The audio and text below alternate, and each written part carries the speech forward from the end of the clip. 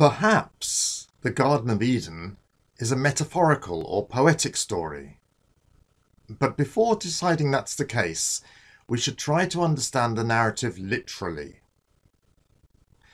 The ancient audience had no terminology for subjects such as cloning, so here's an attempt at rewriting as if its first readers had lived in the 21st century.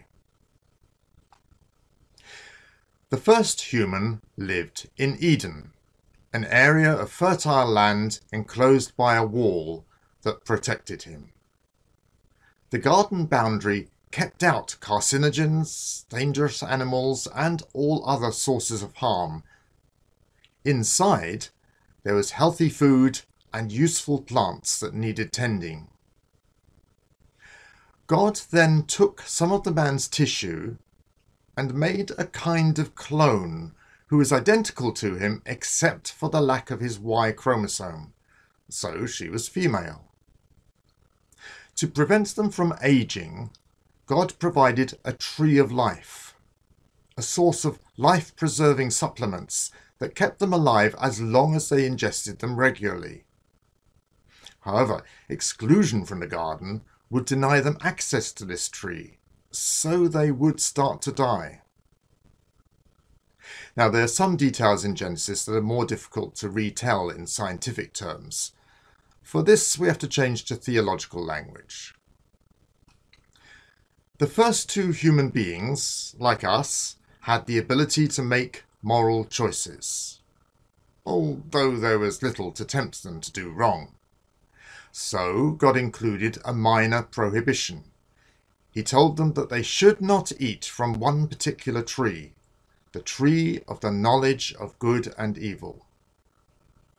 This tree didn't actually transfer any knowledge, but the act of eating from it conveyed the knowledge that they could, and did, disobey God. If they could do this, they could also harm animals, or even harm each other. They were expelled from the garden in order that the evil each one did would be confined to one lifetime. Adam was responsible for bringing death to the whole human race, because his sin meant that we no longer lived in Eden, where humans could eat from the tree of life and live forever. Romans says that Adam introduced death, and that this spread to all people because all sinned.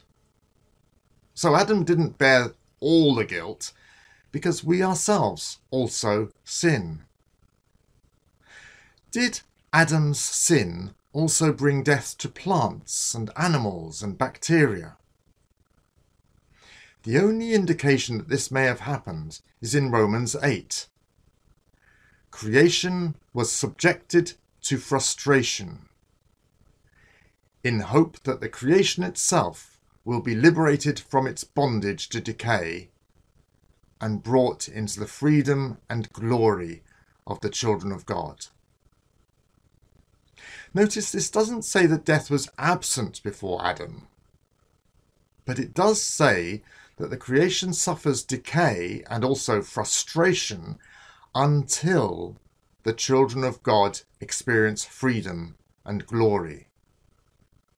This frustration is a good description of the meaninglessness of death and decay after the entrance of sin into the world. Plant and animal death had always been necessary and a natural aspect of life cycles in creation. Death results in seasons, in rejuvenation, and in adaptive change, which are all good features of creation. But when creation lost its purpose, when Adam stopped following God's will, this cycle became just a meaningless and frustrating round of growth and decay.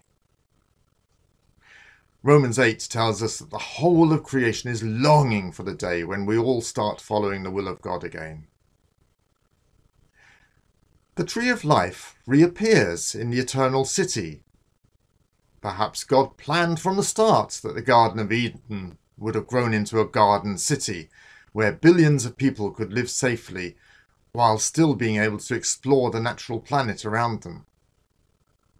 In that case, his plan wasn't frustrated by sin, it was merely postponed. God bless.